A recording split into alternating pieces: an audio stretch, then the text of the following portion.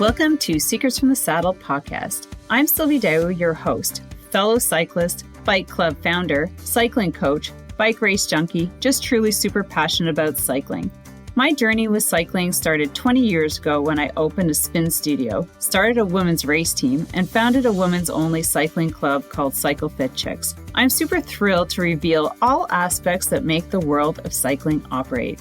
I'm so excited to be able to bring you interesting people from around the world, pro cyclists, recreational cyclists, coaches, event organizers, bike shop owners, everything and everyone you need to know or ever wondered about when it comes to cycling. I know you'll enjoy this episode.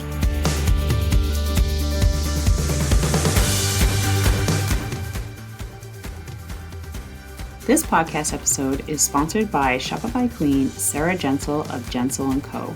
Do you currently have a Shopify site selling products or services that aren't performing as well as you're hoping? Or do you have a product or service you'd love to sell, but you have no idea where to start? Well, my girl, Sarah Jensel, the Shopify Queen, is a person to talk to. She is amazing and brilliant at branding and is currently helping me completely revamp my website on Shopify to showcase my new brand and selling my products.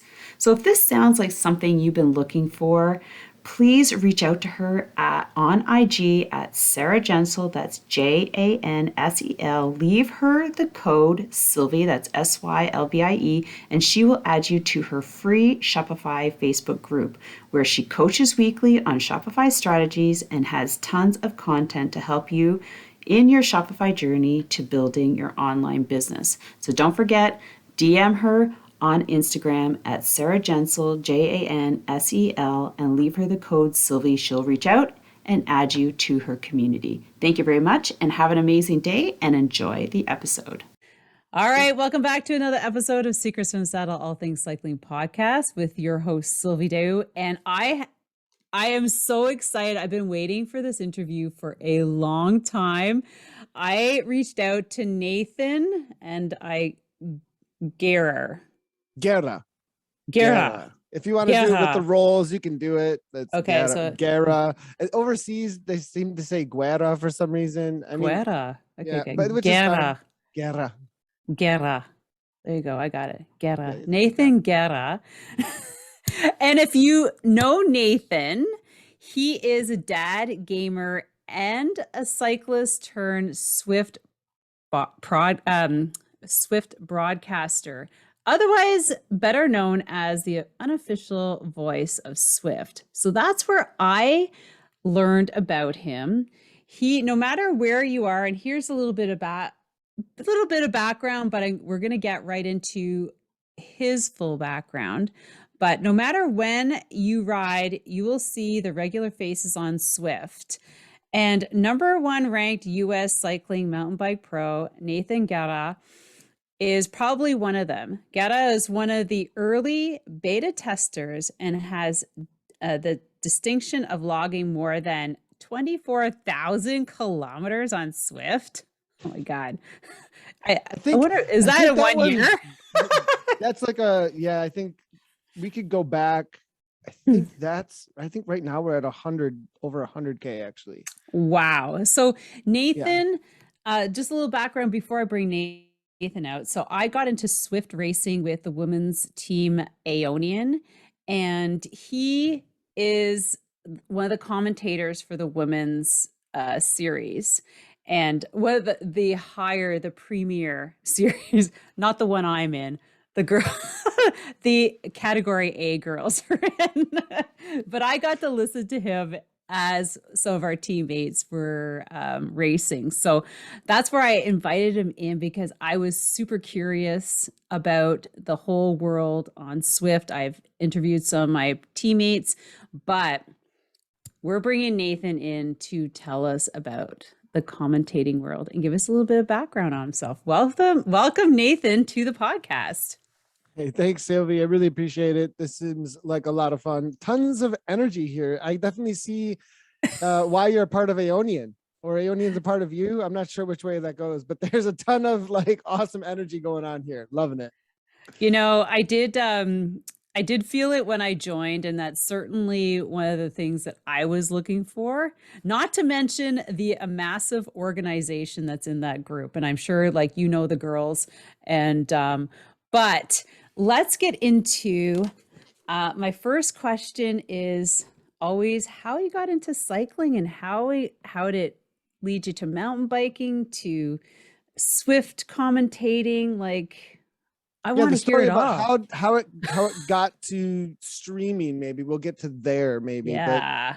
yeah, so it's a long story, but I usually tell people if they're like, when did you start biking? Well, my aunt says to me that you were on two wheels without training wheels at 2 years old, and that what shouldn't be possible. That's what she said. Does this kind of like expression? She's very expressive. She's like, that's not possible. It shouldn't have been possible. We were all freaking out. Like, how did that happen? So my dad, though, was a nationally ranked BMX racer, and when he was young, there was a property that they had adjacent to their home, which had a woods in it, that they built a hidden BMX track in. That him and his brothers all built this BMX track. Well, me and my brothers and sister got the benefit then when we were young of just jumping right into that. So there was a BMX track in our yard.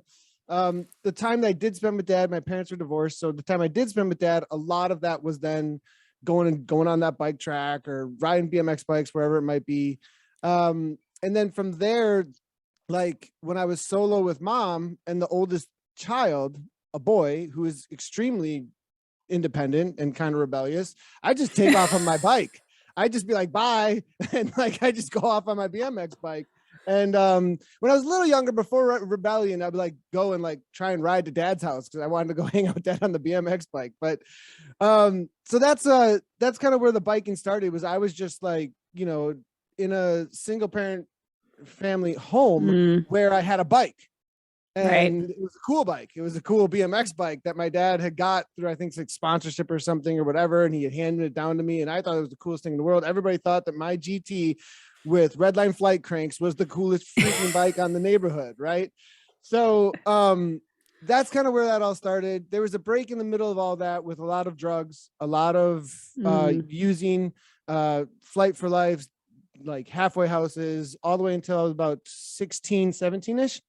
And then really good mentor of mine, my uncle, came in and started teaching me some Goju karate while I was in a halfway house. That then like instilled something into me and questions and what the heck is going on there. And that kind of was like where discipline came in alongside cycling eventually about 2 or 3 years later, because I thought people who wear spandex were dorks. Like, and, like it was like That's okay. but my wife at the time, Lindsay, her dad was racing the War Series, Wisconsin Off-Road Series, which I've now been racing for almost 20 years. I think going to be 20 years pretty soon here. And they then were like, hey, come try a mountain bike race. I was like, what? I do cool things where people jump and stuff and we go really hard. Like, what are you talking about? And I borrowed my grandpa's Hukuiku, Gary Fisher, out of the garage and did this race. And it was like, this is BMX on steroids. I was like, I'm doing this. These are bigger jumps. Like, I was like, whoa. So, you know, and if you have a little bit, if you get rewarded from little effort, like, right, there's that whole like reward structure in us that like likes to aim at stuff. So I was like, whoa, I'm good at this. And I didn't do anything to do it. Bam, I bought the mountain bikers training Bible, just started training. Oh my God, Joe Friel's Bible. Yeah. Just got right into it. And the next year I won the lowest category series, and they were like, you're sandbagging, get out of here. And immediately went right to the pro level. The second, well, almost. Yeah. I skipped like the sport level that would be kind of more like a cat 4-3-ish. And if you were a roadie, and then tried jumping right into the pro level. And I don't know if you know in cycling, but there's a big jump from novice kind of sporty to like, I'm a serious cyclist. Like there's this massive gap, right? Cause like I could get away with no fitness and just kind of fitness and not really training, like kind of weekend warrior training and win at that sportish level. But I got my butt kicked. I mean, ass handed to me when the moment I got into any kind of They Into called the it corral. comp, but like P1, 2, you know what I mean? Even top 3 kind of area. Yeah. Whoa. That was, and so, So and did you that like kind of, step back and go, no, that's not No, I Nathan. mean step back and assess like, Oh, okay, I how do assess, I oh, yeah. I definitely stepped back and assessed, like, what do you have to do to really be at this level, you know? And I went back through the training Bible again. Like that was like a big resource. Field stuff was a big resource for me for a long time. And I would research this stuff. And as you know, the online, I mean, this is long enough ago that there wasn't a huge online like space to just get any info about training that you wanted at any time, right? So like Yeah. you could get these, you know, reading resources, whatever. But anyways, self-coached and kind of watched what others were doing and ramped up the hours. And I think I went semi-pro 2007, 2008, and then like actually licensed like 2008, 2009. Won my first pro race right around that same time. Yeah, And but Facebook started. yeah. So, but okay, I feel like I jumped a bunch of things there. But, You did. I mean, that's essentially where the pro mountain biking and cycling came from in life too. So yeah, that's and then that goes into like a whole like how did ZWIFT happen? That's a whole nother word because it's directly related to how the heck do you get that done? Because I have 5 kids. And you have 5 kids? Yeah. Wow. I have 3. Yeah, 5 kids. Oh my God.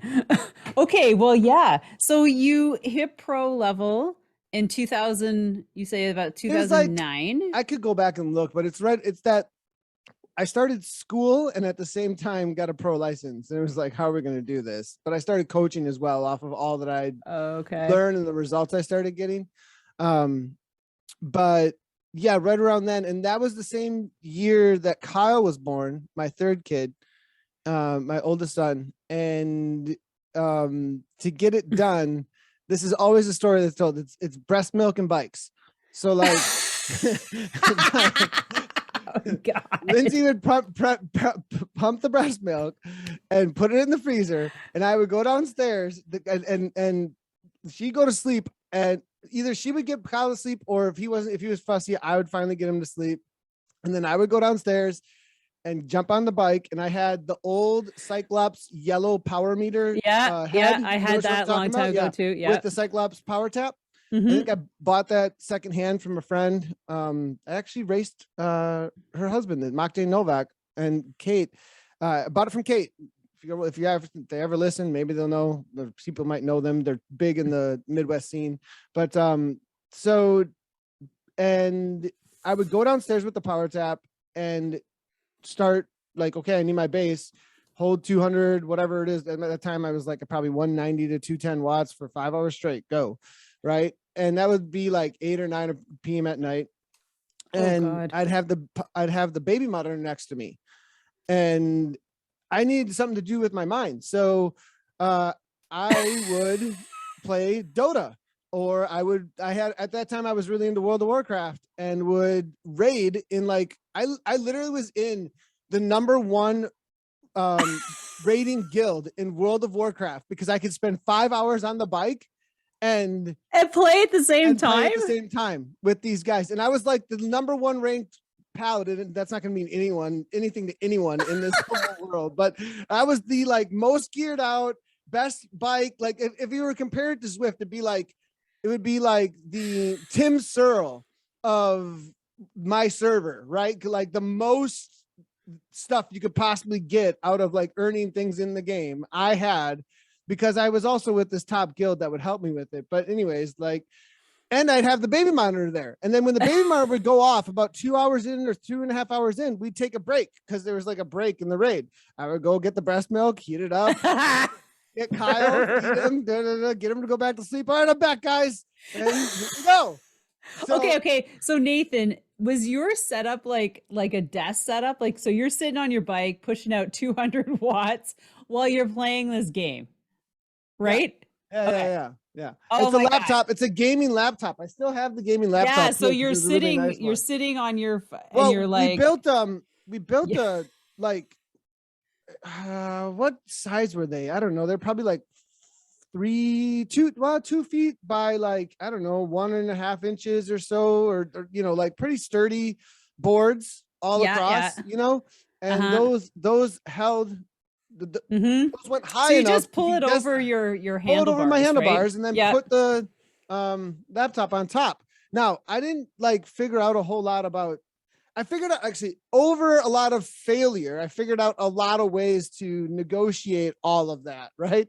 I think one time there was so much sweat on the floor that I stepped down into the sweat and the laptop cord was in it and I just got electrocuted and it was like, oh my gosh, am I going to die in my basement? Like playing video games right now? Like, Oh my God.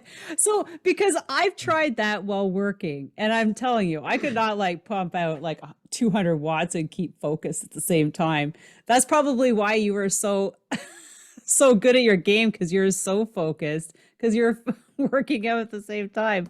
Like yeah, super yeah. awake, not It sitting was on my no, and couch. actually what's funny is if you get the and hand-eye coordination trained enough like while you're gaming, and Yeah. then you up your heart rate and you're not tired, you got to make sure you don't get tired. If you get tired, like Yeah, yeah. you're just done. Your mind stops having sugar and you just can't function. But it would actually hype me up in the middle of the game and I would play better, I think, which is weird that because you're on a bike and like what you're doing, but you're just moving your legs, and if Your you're steady, adrenaline's going. yeah. Oh yeah, no, I could see it. So people actually said, why don't you stream this? And this was like early Justin TV. Okay, so Justin TV was what was prior to Twitch. And then they rebranded. I don't know the business side of how it got rebranded or if somebody else actually bought it before Amazon bought Twitch, but like Justin TV, then it became Twitch TV. And right around that same time, people were like, why don't you stream what you this is crazy, like nobody ever does what you're doing, like huh? And they're like, it would be a little bit of clickbaity, but it would also be like, wow, this guy's actually training to be a pro and he's playing World of Warcraft or Dota or whatever. And so kicking everybody's ass. so i'm so I'm trying to like figure out, and so over the next years, and I was always into media. I made the family like cousins camp video when we first got our first like video recorder, and then I Mhm. bought like Pinnacle, the Pinnacle movie editor or whatever, and got Yeah. really into that. And I've always kind of been like techie with video games. Like video games actually pushed that. I had to Right. plug in the Atari. Mom wasn't going to plug in the Atari, or mom wasn't going to plug in the Nintendo. I know that. So I had to figure out how to plug in Yeah, that's Nintendo, right. how to Here it make it work. is. Like, Don't expect me okay, to set it up. exactly. So from there forward, there was always like, it just made sense to me for some reason. So I just went with it and kind of taught myself streaming over the next streaming and what cameras, researching what cameras you need. I mean, and this was prior to like Logitech entering or just Yeah. like, how do I say this? There's another way to say like I'm just saying some brand to people, but Hmm. this is prior to mass production of a really easily accessible webcam, right? This is Right. prior to like easily like just go get OBS, open broadcast software. Look, this Right. stuff didn't exist. You know what I mean? In the same Hmm. kind of way. So you had to do a lot of heavy lifting to figure out how everything worked. And it was kind of Wild West still, where like a lot of Yeah. software companies were trying to get in, hardware companies were trying to get in. Is this actually going to take off? Will people actually stream? So yeah, I kind of started researching during that time and didn't take it super seriously until ZWIFT launched in 2014 with their beta. And I think a buddy I saw last night was the first one to tell me about it. Austin Anderson, I think, who was racing Tri at the time, who now races road for Empire. He just showed up the Tuesday night last night. And that's so funny. I think he was the one who first sent me like hey, you seen this? And I was like, whoa, what is that? And immediately registered for the beta. I was also kind of in that, like, I think it was a time of year where I was looking for my last sponsors or partners or whatever for the year. So I Yeah. kind of like sent them my resume, and Mike McCarthy got back to me and was like, hey, yeah, jump into our beta program. Let's go. And so that's when I took our tax return and bought an actual streaming setup and was like, I'm in. Oh, I was like, right. because there's literally a game, like I'm going to be doing what I already do, but I'm actually playing the game, right? I was like, all right, Right. Now I'm like playing 2 games. I'm like, well, I actually following did that. avatars and like killing avatars over here. Like, I did. Well, I tried just doing the Zwift thing at first, but it didn't have a following. It was, nobody knew what it was, right? So you right. like, what are you going to do there? So I did do both a lot at certain times. Because I was on CompuTrainer back then, like 2007, and they had the video, like the not the live videos, but more the videos, the training videos, the power outputs for all these different races and stuff. Yeah, I got some posts, I think, on Facebook of me doing CompuTrainer actually a little bit. I had a lot of tri buddies who were training for Kona, and we could ride the Kona course, yeah. all that kind of a thing. So yeah, but that's kind of where the streaming thing started. I made the Nathan Guarra Twitch channel.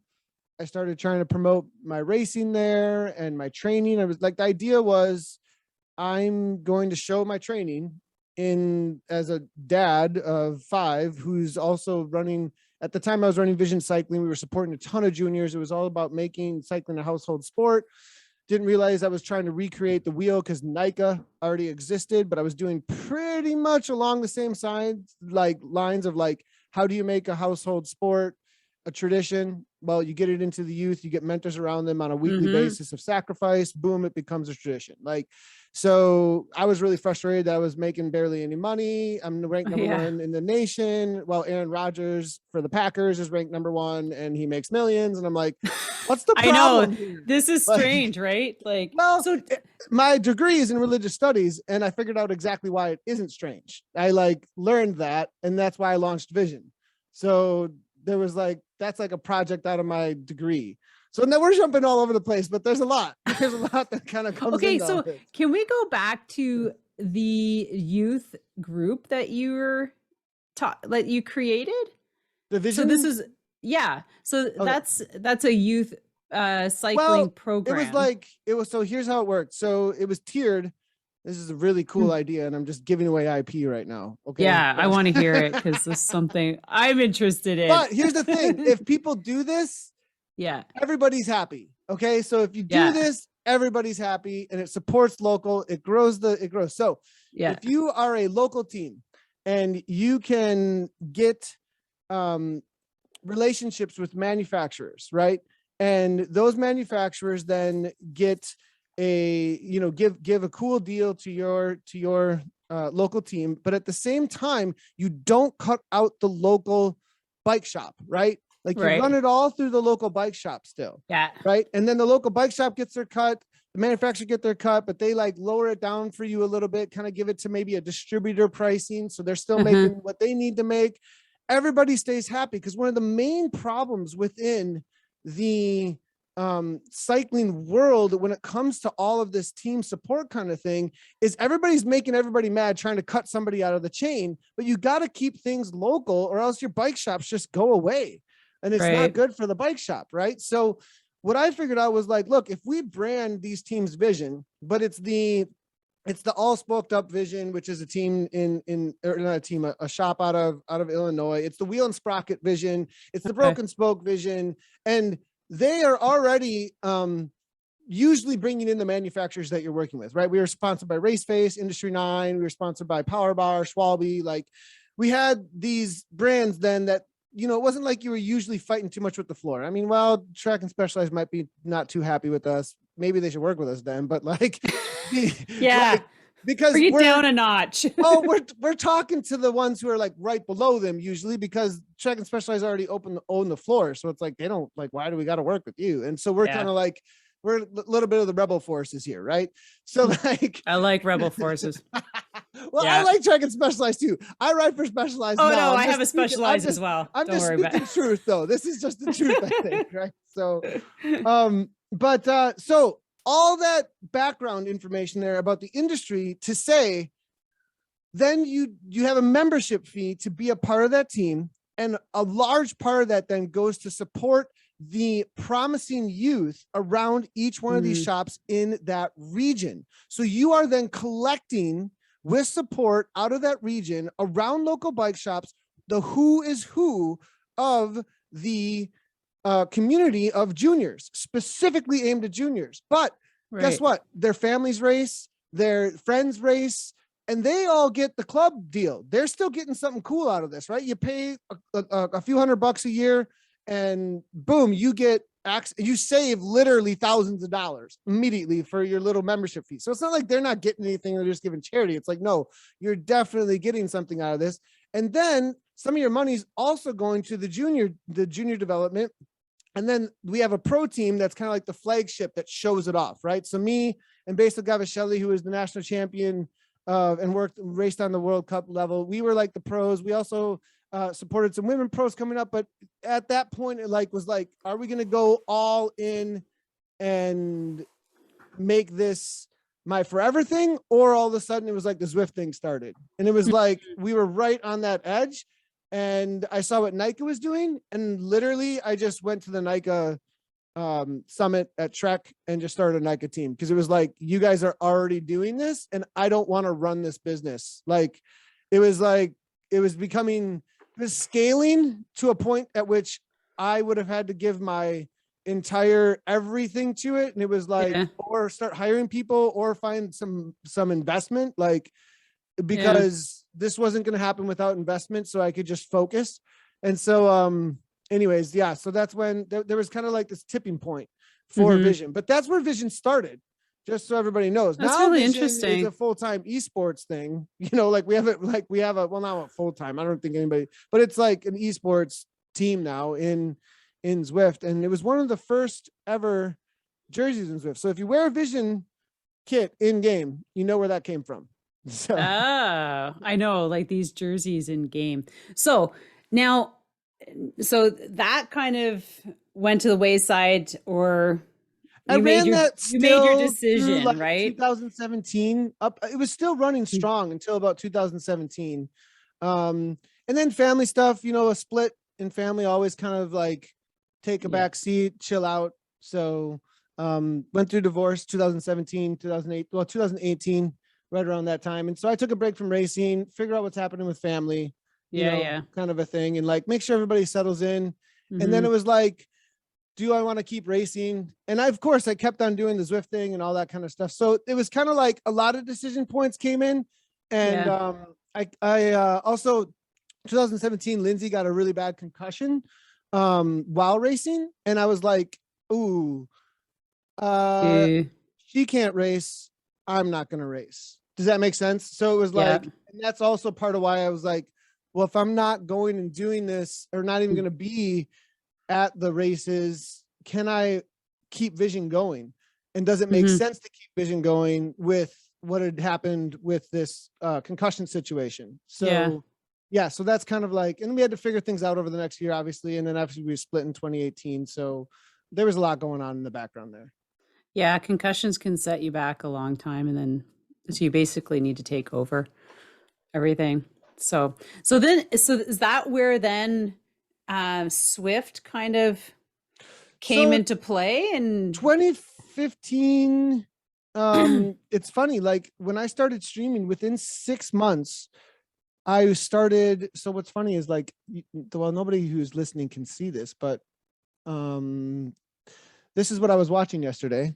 This is ESL Dota. So on my screen right now is one this is cool. Look at this, guys. This is one. Go to my YouTube channel to see this. Well, so Evil Geniuses versus Wildcard DPC NA Tour. There's a commercial up, but this maybe they're live right now with Dream League. It looks like, I think they're live. Yeah. So this Dota competition is what I was watching, but I was watching the international, and the international is the yearly millions and millions of dollars on the line Dota tournament. Dota is a MOBA. It's a multiplayer online battle arena where 5v5 situation, and you try and kill each other's bases essentially, and each other's heroes. It's called Defense of the Ancients is what it means, Dota. But I was watching that and was playing Zwift and hanging out with chat at the same time on my Twitch channel. And I was like listening to one of the commentators going, I can talk like that. And I know cycling. Oh. And I'm getting ready for a race that we're setting up. Now, there were no events in Zwift at this point. None. Right. Yeah. Right. And so I just started opening up Zwift and commentating instead of riding. On anything? On the races that were happening. Oh, like happening. Official races or like the Tuesday night races? They weren't official. They were just Tuesday night races. And I just started showing up. The Tuesday night crits, right? Yeah. There was what was it? The Tuesday Night Worlds. There was a Tuesday Night Worlds, or there was the Zwift something Zwift just a little bit more official than Zwift Training Racing. No, like they weren't official at all. Like they were completely community driven. Just there's one of the last episode of Zwiftcast. Simon had a couple of individuals on that were the instigators of this. And they literally would just organize through a Facebook group and say, let's show up at this time. Everybody make sure you have the clock. That's the world clock. That's everyone at the same time. In game, they'd say go. We'd all be lined up next to the banner on Watopia forward, because you could only go forward at that time. and it's Watopia Hilly forward. That's what you could race. And I just showed up and started commentating. You can see it on my YouTube channel. Actually, it was way back how bad the production was. but Eric Min took notice and was like, look at this. And he called me up and said, do you want to commentate on, was it Jumbo Visma? It was a yellow kit. Quebeca maybe at the time. I think it was Quebeca. I'm not absolutely positive, but I got it all set up. I mean, the guy who owned, like the CEO of the company, approaches you and you say, yes. Okay. So I took all the time I could to like really make it a professional production as best I could with what I had with OBS and whatever, and did it. And then he says, hey, you want to come do our Zwift tour of North America? Get on a microphone. Okay.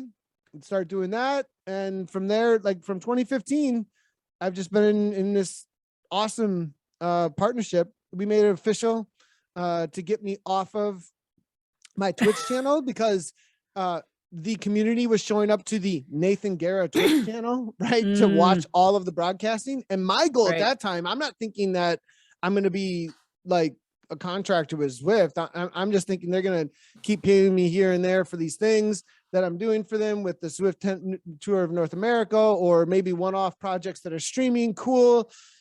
And I'm thinking get Twitch partnership. I'm thinking get the numbers as high as I can and live off of subscriptions and YouTube views and all that crowdfunding way that a lot of people, I mean, right now there's 15,000 people watching somebody play Diablo Immortal and he makes probably 100 grand a month. Right. So like, he's doing really well. That guy, I'm thinking, okay, will this grow or at least get us? But I'm not thinking I'm going to be that big with what we're doing, but this esport thing is going to take off. So the whole esport thing is like going on in my head.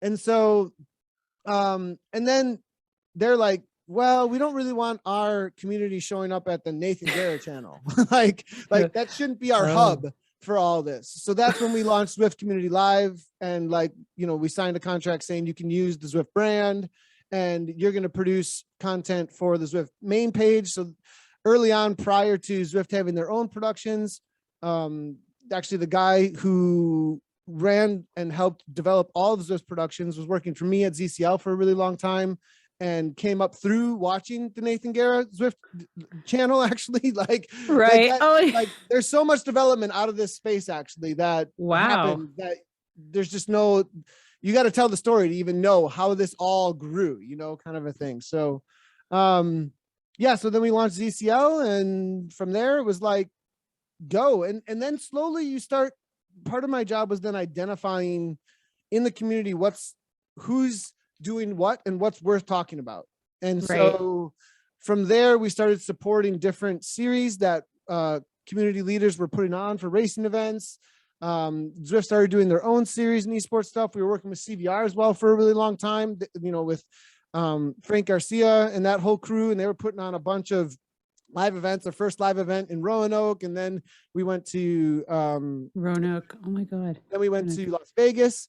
Then we went to London, California. I mean, there was a ton of live events going on, and Zwift was figuring out whether or not they want it to be like, we have the platform and then outside esports businesses run their events on our platform, or do we want to own it all like an Overwatch? Like that's what Overwatch does. So there's a lot of like, well, what are we doing? It's still like Wild West, right? Like, oh yeah, when I got started, I'm like, this is like the wild. I was like, how many links do I need? How many platforms or like links do I have to check out and check into and confirm? And I'm like, somebody just send me them to me because I have no clue what to do. Well, okay, so that's where we can get to like where you jumped in, because about is it like 2 years ago now? I want to say. Yeah, when the pandemic started, right? Like yeah, that must have been like it just went. Everybody got a trainer and then got on. And that's when I got on. I met Martin. A little bit before that, I met Martin from WTRL. And some people kept on saying, hey, Nathan, check out what this guy's doing. Check out what these guys. I'm like, what? Team time trial? Yeah, right. I'm not a time trial guy either. So like, there's probably some background head like prejudices going on in me about like time trial. Like really, spandex guys. It sounds so boring. Like we're just gonna suffer for whatever. And now I love the team time trial. It's like the coolest thing I like do on Zwift, I feel like. But finally I got a hold of Martin, or Martin got a hold of me, vice versa. And from there, WTRL, and them being a part of the broadcasts, and I made the introduction of Martin to Zwift. Actually, we had a couple of meetings and said, hey, what they're doing is really amazing. Check this out. And we kind of like proved it through commentary with Dave, brought Dave Toll in around that same time. I mean, there's a lot more background here we could go into how many different people have been a part of all the broadcasting. I mean, we just skipped over like, I don't even know how many years, like 3 or 4 years of like development and different personalities, different events and different races. But eventually, where the Zwift Racing League and all that, and where you connect with this came in, was the introduction of WTRL and running time trials. And then Zwift seen what WTRL was able to do. And then from there, we were like, this is the premier thing that we want to start pointing, because like you said, like, how many things do I gotta what do I pay attention to? So pay attention to that. That's right. Always there is a place in my head, in my heart though, right here, that has a little check in the back of my head, because there's a lot of other amazing community members who are leaders in the racing scene. SCR comes to mind, DBR comes to mind. There's just so many. There's 3R and who used to be Team DZI, Team Z. I mean, that way back in the day, they were one of our first ever charity / event organizers, the KISS racing scene. I mean, there's so many that have done an amazing job. So I'm not in any way downplaying what they have done. It's just what WTR did, alongside of also the Zwift Power guys too. I got to give them credit too. They just organized it with the data that was needed to be organized and took it like as a full-time serious thing. And and from there, now we've got the Zwift Racing League and everything that we're doing with those and how we're commentating on the races. And we commentate your races. I heard you say, wait, you'd commentate only like A's. Hey, we're working on it. Okay. We're trying. I mean, there's so many races. Oh my God. There are so many races, because like, even in mine, I'm like in the C category, and there's different levels in C, like there's, cause I'm like, I think I started in super chicoladas, whatever. But I'm like, I'm dying in this league. Like I'm like literally dying. I'm like, can I go down just to like maybe work on my fitness and then, go back up? And then also, a lot of my teammates are UK based, because that's where they started, right? So they're racing at 2 p.m. Eastern Standard Time for me, which is 7 theirs. And then Carla started a US team, Eastern Seaboard. So, and I'm just like, oh my God, like somebody's must be paying this woman to organize this. Cause And then like, see Div 2. I mean, there's even a Div 1. There's probably a Div 3, I would oh, think. there you could Like, go. I mean, it's like, yeah, and that's okay. So what comes to my mind just seeing that is how cool it is that there's this, I want to hear from you, like the women's movement on Zwift. You've never seen this much racing of women ever. I know, like there's 90 women in our team alone. And I don't even know how many of them race regularly on a week because we're in one thread, right? We're in one thread of like 4 threads. And I'm just like, which thread should I be in here? And it's just but that's just one team. And you think about all the other teams that are sitting there on the start line. I'm like, this is a crazy amazing. And from where we're all sitting, like it's cool to be connecting. And now we're all because the season's kind of over, so we're all connecting on Strava. Are you doing any in real life stuff? Like in real life, like so I actually have kind of real life stuff. I have Zwifters coming and staying outside my house in their Sprinter for Toad, actually, like, and plugging in with their Sprinter because Toad's in town. I think, and then who's Toad? Tour of America's Dairyland. Oh, pro. Who's Toad? What is that? What's Toad? Okay, Tour of America's Dairyland is a pro. It used to be Super Week way back in the day, and then now it's a pro tour with 12 stages, I want to say. Okay, where are you sitting?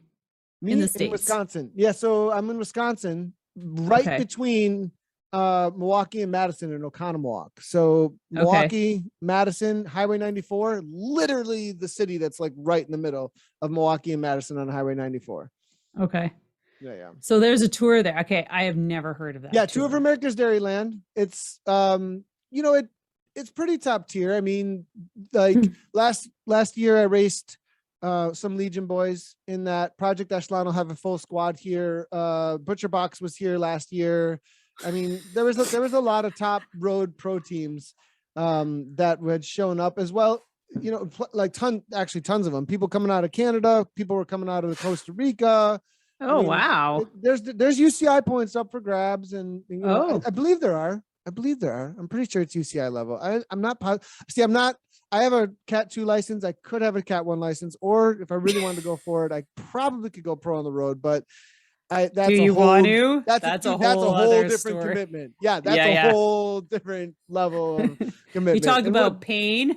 They would also they want some like old guy in the twilight of his career who's still racing his mountain bike in Zwift, but I feel like commentating from the back. Yeah. And well, that was the funniest thing is that the first race last year, Bud and Brad are up on the commentary, and I know these guys from commentary world, right? Like I'm kind of like I could be their colleague if we're doing a Zwift thing, right? And so and Bud totally goes, and also here the voice, and calls me up to the front, calls me up, so, which was funny, that I'm racing the race that he's commentating, and we also work on the commentating side of things, right? Together. That was kind of funny to have. So anyways. Well, one of the times when you're commentating the women's, you had our hat on. Do you remember? Our big bobble hat? I also have your socks are one of the main socks I wear. A lot of they are. I think I have them. They might be in the laundry. See, that's another thing.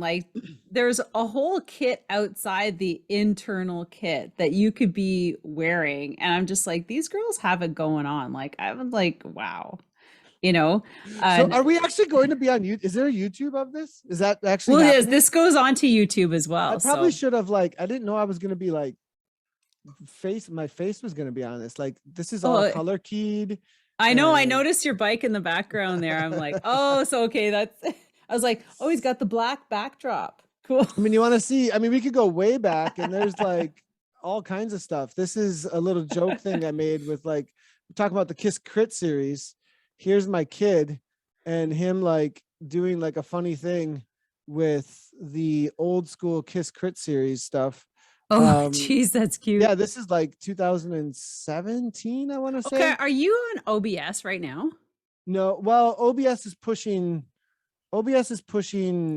Mm. what you're seeing here over. So OBS is Oh. pushing this over. So, but I use vMix for my main productions. So What is this? OBS has an NDI plugin. You want to do some like training? You want to do some streaming Well, training? it's funny because I have OBS. I don't use it because it's like I don't know why I bought it, but it's like way above because I was hoping to do something like this on OBS and Stream it? well, no, could I stream like I could record You it. can record it. Yeah, yeah. I could stream it maybe to YouTube. I'm not sure. But You yeah. totally could. You could totally stream it to YouTube. You could do a live podcast. There you go. Oh, yeah, I might need a little tutorial after this. Anybody want to stick around? Any of our audience learn how OBS live stream? It sounds like Nathan's got like like everything over there. Because that is so cool. Like, I mean, We my used kids. OBS early on for a long time. And then it got to a point when we were doing the live productions on Yeah. site that we were like, we need an actual broadcast software. So actually, Johnny Noblet, who's the head of productions over when it comes to like esports live productions and broadcast at ZWIFT, he was working with me at that time and figuring out how are we going to produce Roanoke, the first CVR event. Then it wasn't called CVR. It was called like the team. Well, maybe it was CVR at that point. Anyways, it doesn't matter. But, and we started researching like which real esports productions or production software we're going to use. They're not just esports specific. So we tried a couple out and we actually did. I don't think we used a vMix at Roanoke. I think we used a different one. I can't remember what it was called and it didn't work super well for us. And then we landed on vMix, which we've loved ever since and have been using pretty much ever since. There was a couple of different things used, I think, by ZWIFT for a while, but it always seems to come back to vMix as far as the high-end production. Now we're down serious rabbit hole. Are we do you want to go back? Yeah, I know. So let's get back to ZWIFT, but because so obviously you've got time off to go ride and train and take the summer before like everybody like floods back to ZWIFT. Usually we don't though. That's the funny thing. I mean, really, this is the first year I've taken any real time off. The first time, like I've been going pretty much like we went straight from last year ZRL. Maybe we got a little bit of a break last year too. But the year before that, for sure, it was like right into doing those pro races we were doing. We were doing like the Project Echelon stuff was happening on ZWIFT at that point. And like we just boom, boom, boom. And then the classics happened, which are coming up pretty soon here again. And, you know, it was like, and then also Australia. So, right. So Australia's in their winter. And they're in, yeah, that's time. Right. Eh? So we were supporting a lot of that Australia stuff. And I was the only one to do that alongside of the talents that they would bring in there, as well as the event organizers. Now we have Anna Russell, which just totally frees things. I don't have to, thank you, Anna. I'm so happy that Anna really took all this on and she has her own story and journey there because she essentially recreated herself as what Nathan did, really. From what I see with her, like, in the same way that I said, okay, I have to do this, I have to learn this. I just went and learned it and just trial and error, trial and error. That's what Anna's done over the last 2 years as well, 100%. And now she can run an esports broadcast. She just did 100%, and at a top level, she just did the New Zealand Tri-Series, I think it was last night, all on her own, and does the ZRL totally her own productions and commentates at the same time too. So holy really crap. Cool. Wow. So what's your next step for you? So is it just doing the same thing or are there more projects in the work? Are we going to see more events? Because, okay, so I don't know if you know Hunter Allen. Yep. Yeah. So he's a friend of mine. I've interviewed him twice and we talked about how e-racing was taking away from road racing. How do you Really? feel about that? Well, I asked because, you know, a lot of people are like way more people are online racing that they are on the start line on the road. You know I what I'm think you're saying? right. I think you're right. So, Yeah, that's probably true. I and mean, why? So and there's taking away more from it, money taking away from it in in these the sense, races. Like there's more money and you can have like multiple people from around the world racing at the same time. You know, like we saw um the worlds, right? You know, everybody gets like a tax not a tax trainer, it was Wahoo last a year. The year Wahoo, before it yeah. was a tax. Yeah. Yeah, so everybody gets one of those, so everybody's compliant, blah blah blah. And but everybody like straight around the world can be sitting at home and because and do these races.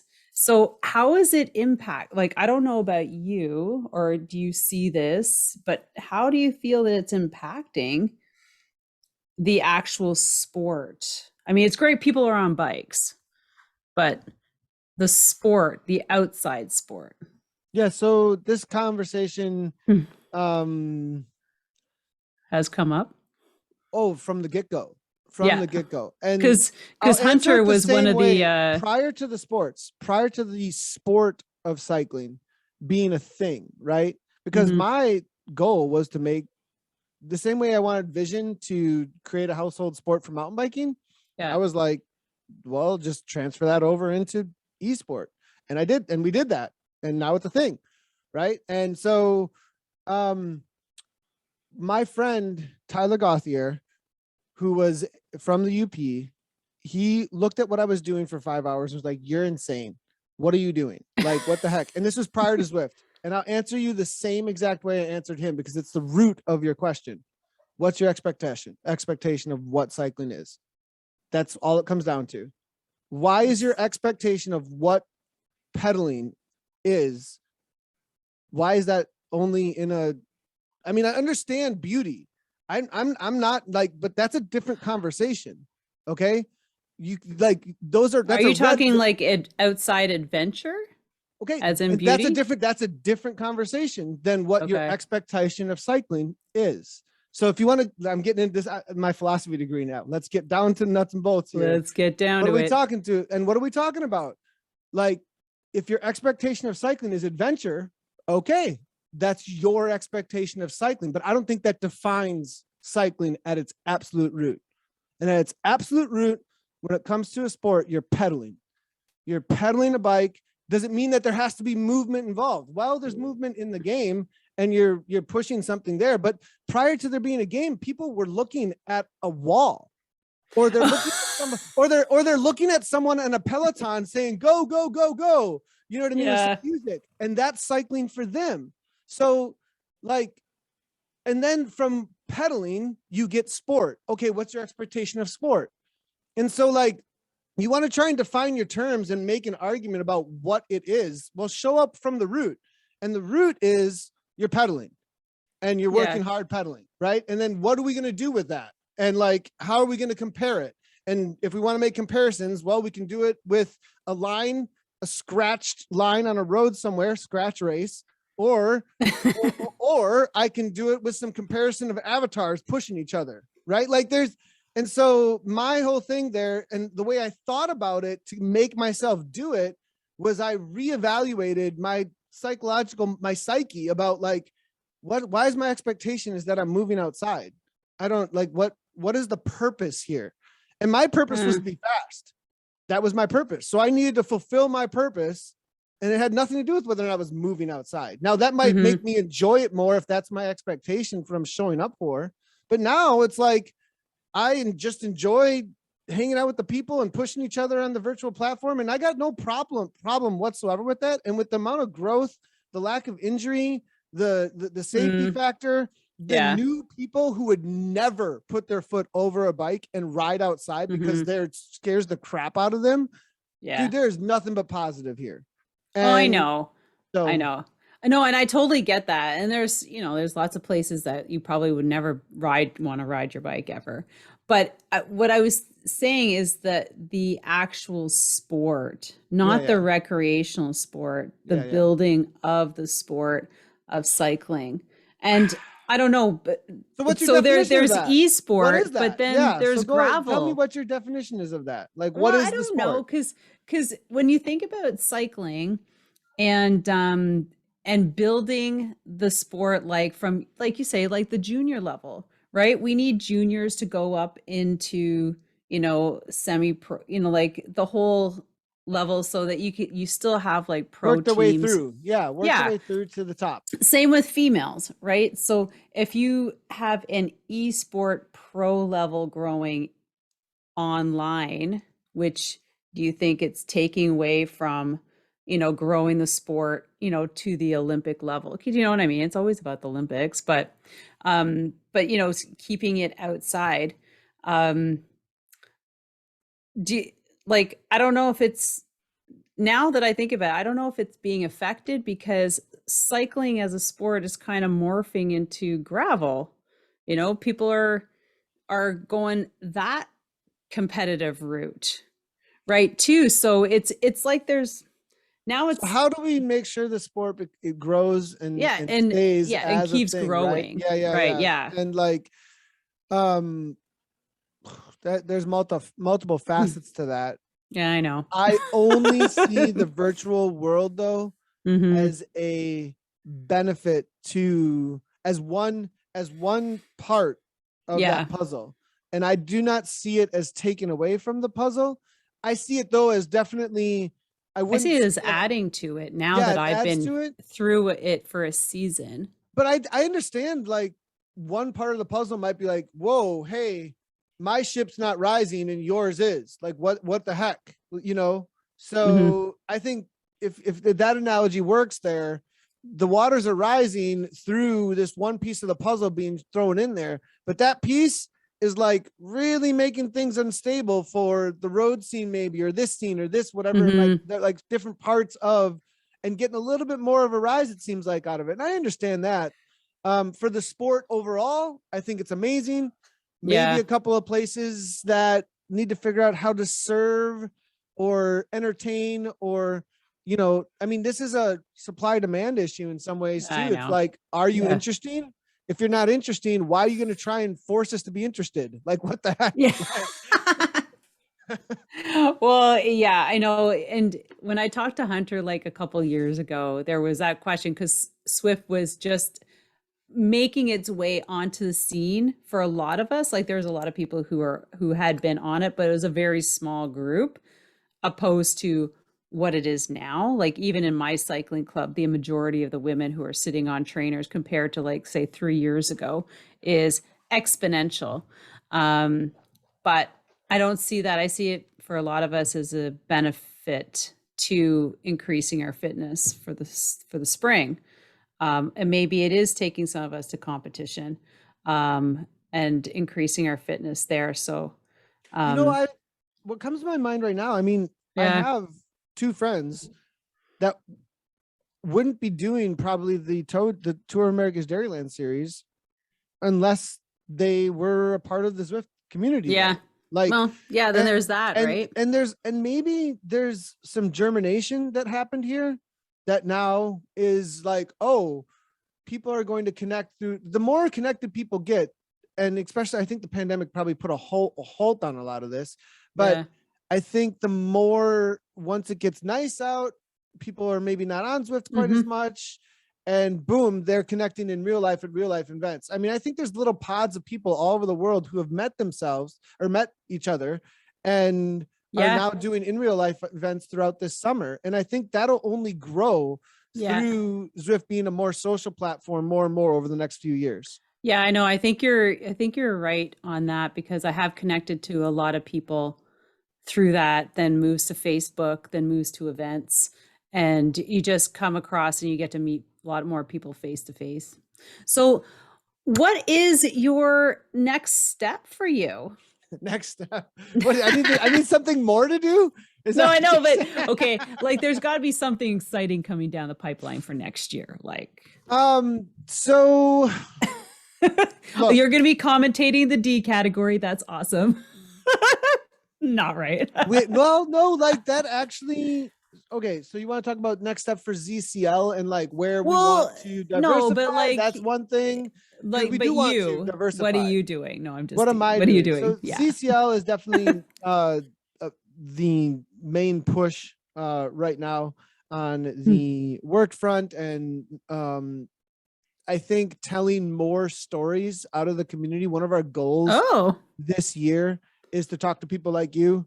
Yeah, that's good. Bring you and who your team is, and you know that into the broadcasts. And I like that. Part of the struggle with that is to get far enough ahead of it and make the contacts, and you have to do a lot of like investigative journalism essentially, like and figure out who these people are, where they're at, how are they, and then you do all that and they're like, sorry, but like bringing someone into a broadcast, they have to be somebody who's comfortable even to like be on I know camera. Not everybody wants to be on camera. No. And then some people, they want to be on camera and you're like, oh, I don't know if they should be on really. camera.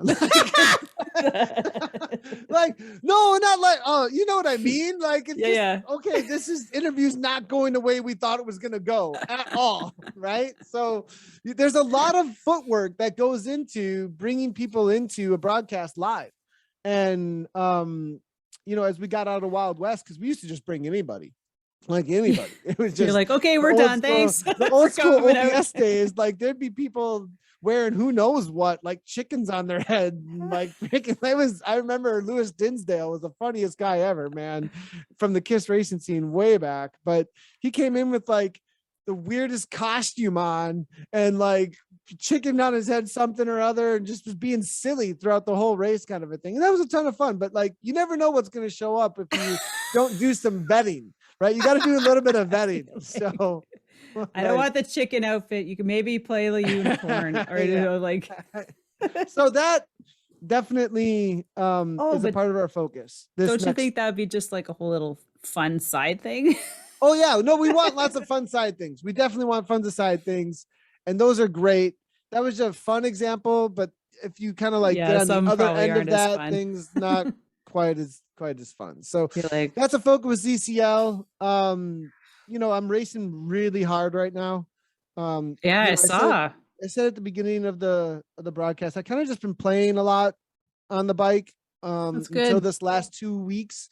And then this last 2 weeks, I was like, maybe we'll take the second half of the racing series, season more seriously.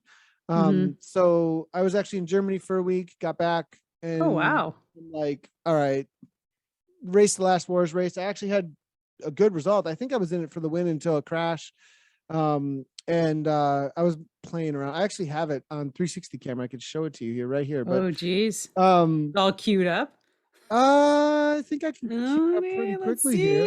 If we got Nathan's got some stuff queued up. We'll see if I can bring it up. But the that this past weekend and the result I was able to get definitely was like, oh, maybe it's time to kickstart the season here and really get going. So I was thinking about doing Toad, but it's super expensive this year. Like really, like it's like $80 a pop. And it was kind of like, Nathan, you can go in and say, hey, give me a free race. I was thinking about doing that thing, but I did that. I was thinking about doing it. So, okay, there's a great story I have to tell here real quickly. Okay. Story time. At the start of this race, so this is Camrock. All right, everybody. This is Madison, Wisconsin. YouTube right now. Madison, Wisconsin. That's Camrock. Nice. Brian Motter. If you don't know who Brian Motter is, that's the guy who's right in front of me on the video right now. Okay. And he is a legend. Okay. Just a second. All right. Okay. So if you see Nathan's arms right there, I just spotted you. So I was looking at the two guys in front. Obviously, that's not There's you. Me. There's that's you. Me. Okay, perfect. Okay. Yep, all right, we got the handlebars. We got everybody in front. Yep, mountain bike. Okay. There we go. This is Camrock. At the start of this race, Brian, I think he's won Iceman 3-4 times, Schwamagon multiple times, like I mean, he's a legend. He's been Wars champion the most times, I think, out of anyone. So definitely legend. He shows up to this race. He lives in Arizona now most of the time, but he helps out with a ton of junior coaching actually as well. I think he actually coaches a couple of the people who are ahead of him in this race right this second. He looks at me and goes, "Hey, you know Brockway in the UP?" I was like, "Yeah, I know Brockway." If you don't know Brockway, it's like this insane climb in Copper Harbor in the UP of Michigan. And Brian spends a lot of time up there. A lot of mountain bikers spend a lot of time up there. Great mountain bike trails in Copper Harbor. Michigan. Yeah, UP Michigan.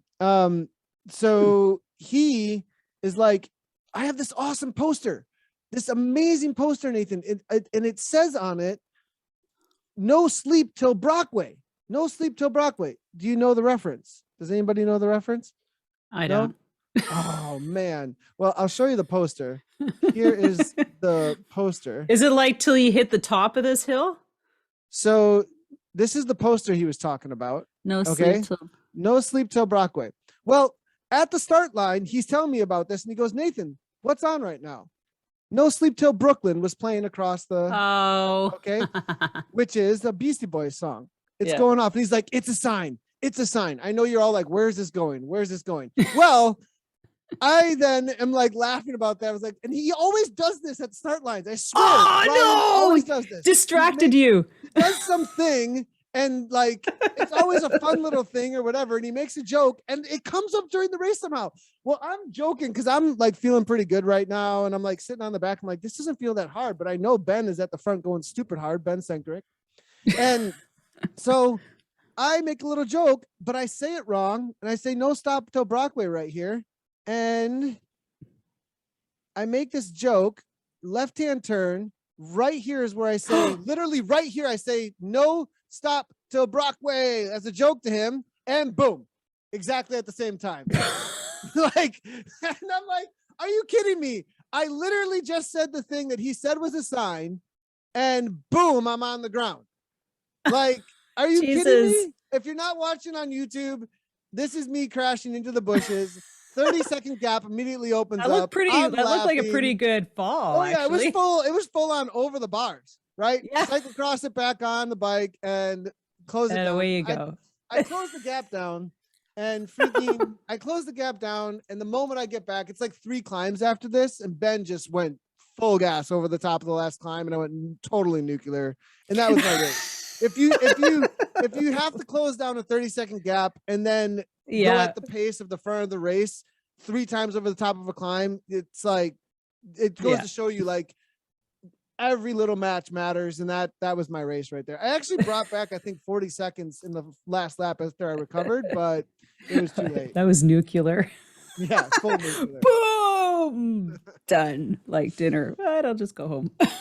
Have we got enough rep? Yeah. Did we cover everything? I think we did. I think we did. Did we? Is there any like rock unturned here? Well, I'd really like to go back to when you were 10 years old. No, I'm just kidding. No, but this has been amazing. And I hope our listeners have had a good time listening and learning from Nathan. Like I'm still blown away at the capacity of ZWIFT and everything that it does. And I know that you talk about it and I'm just like, oh my God, I can't even imagine what you guys had to go through to make what is happening. And I can't even think about what you guys are going to do for the future, but I'm super excited to be involved now knowing you.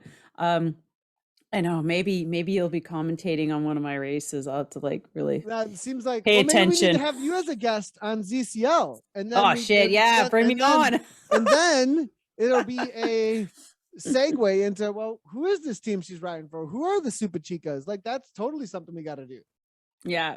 Well, we've got some really key girls at the top, right? That have done really well. I'm like, where do you find these girls? You're racing all over the US, it looks like, aren't you? Well, yeah. So I was just in Toronto last weekend. I wasn't racing, but I did the Ride to Conquer Cancer. So that was a 2-day event. Yeah. And I'm just like still getting my body back. Not that it was hard. It was just long and taxing. I can't even say, but I felt great. I'm just tired. I'm fatigued. I'm old. I'm fatigued. And I look at some of these ladies who race like all the time. I'm like, and they're older than me. I'm like, I don't know how you girls do it but it's different online. It really is different online than the side. But my next race is coast to coast. Not the long one. Okay. I was going to say. Not the long one. No, I am not there yet. Maybe So how next long year. is it? How long It's is it? 180. 180. Gotcha. gravel. So I did 100, I did 270 last weekend, 2 days in a row, like over 2 days. So I was like, one day was 159. So I'm like that, I kind of use that as a gauge just for the distance and the time on the saddle and everything. I have a week and off, and then I'm biking, and then I'm driving down. And then that one, then my real one is 8 hours Hurton and Halliburton. In 8 Halliburton. hours. Ouch. Yeah, 8 hours. So I mean, like, really, it's going to be 8 hours. Now, I did that first one last year, September, my very first gravel race. I started mountain biking first, so like my mountain biking skills are pretty, like, I love going down. You're doing Iceman this year? What is that? No. Iceman's the largest mountain bike race at the Oh, end of the no. year. I'm just getting back into mountain biking. Okay, So gotcha. the gravel is a great in between a road and mountain, and I just freaking love it because I'm like, so I came in 6th place. Nice. And the girls ahead of me did 2 laps. So it's how many laps you could do in 8 hours of a 27-kilometer course. So now I'm like prepping myself, because I didn't prep myself for it last time. 8 hours is a long time.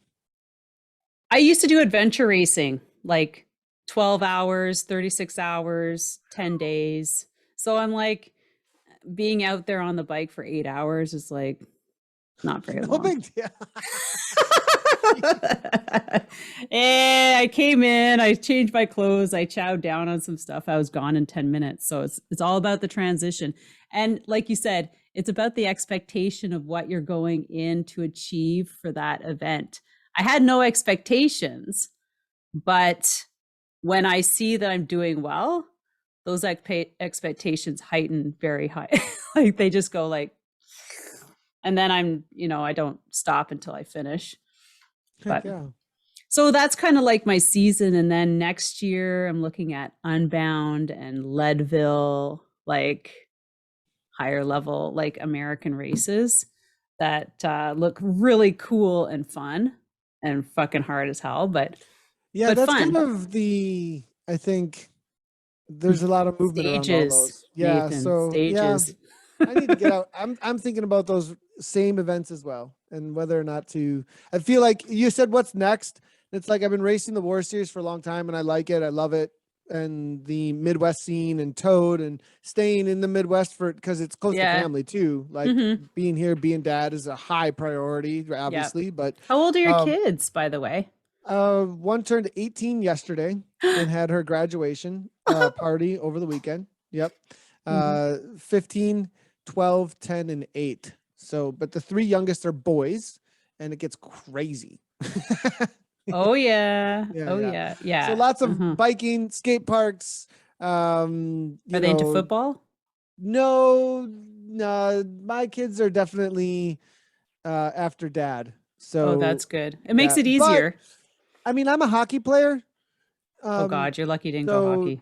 Like, I just the driving with hockey, the driving exactly. The expense with hockey, which I would be fine if one of them wanted to play hockey, but yeah, I have my prejudices against ball sports. Maybe we won't go into that too much. You don't. I have my prejudice against hockey, so we won't even go there either. Oh, in my opinion, hockey is like the most technical sport on earth. One of the most technical by far. My husband was a AAA hockey player. He's like, no way. My kid going into that. I'm like, cool, because I wouldn't be driving. All right, everyone. So Nathan, so just like one last thing, where where are you going personally with your outdoor racing?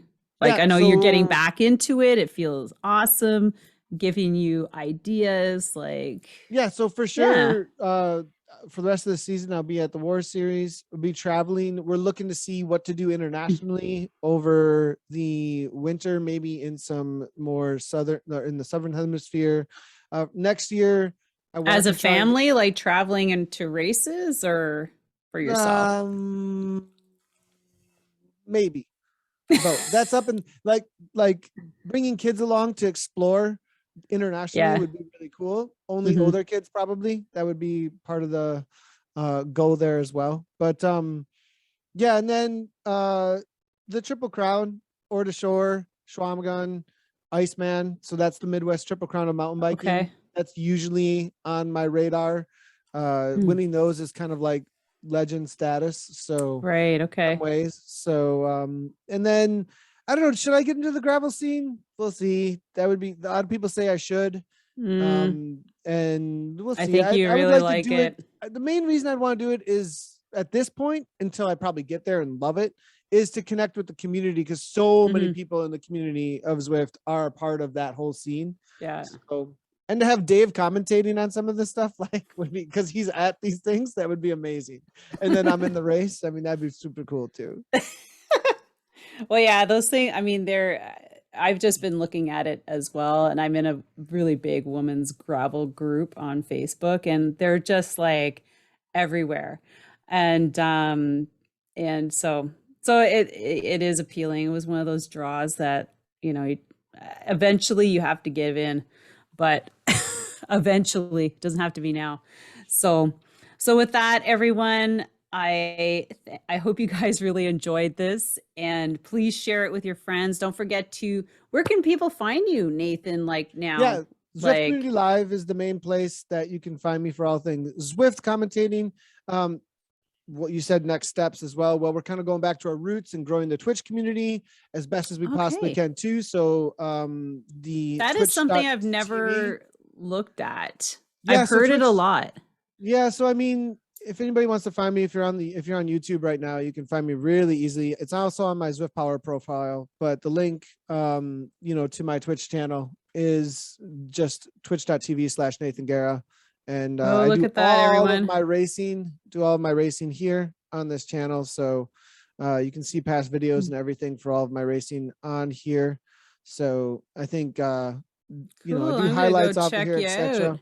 Yeah, I mean, we're kind of like, someone came in the other day and was like, Nathan, you gave into the Twitch thoughts though. What the heck? Which is kind of a joke in the Twitch community because there is a world that is similar to maybe Instagram trends. I don't know if there was a funny video on Instagram the other day, like it was total parody. And one of the lines, and it was like, it's all butts. Why is it all butts? What the heck? Like, what's going on? And like, Oh, and I mean, there is a reality of like this world of, just selling sex at the influencer level, right? Like, oh. and so the joke is, because I have my shirt off on stream a lot of times, like, Nathan, you're a sellout. What's your problem? Like, I'm like, no, it's freaking hot in here. And like, I want to win the race. Like, this has nothing to do with that. I just want to win this race. And I might not win the race if I keep my If you freaking jersey overheat, on. right? Yeah. Yeah. So I've got an AC on me, a fan on me. We'll try and keep the jersey on if I can get like a literal indoor AC unit on my body. Like, Right on your head. yeah, Uh, no joke. So, but yeah, so one of the goals this next year is then to go back to roots and grow the Twitch community and the streaming community from the personal streaming side as well, not just the esports commentary production side, but also like, how do people share their experience of Zwift in a streaming platform? So that's one of our goals as well. wow. All right. So find him on YouTube, find him on Twitch, Swift, Twitch, right? twitch.tv, and on Zwift. Yeah, Twitch.tv yeah.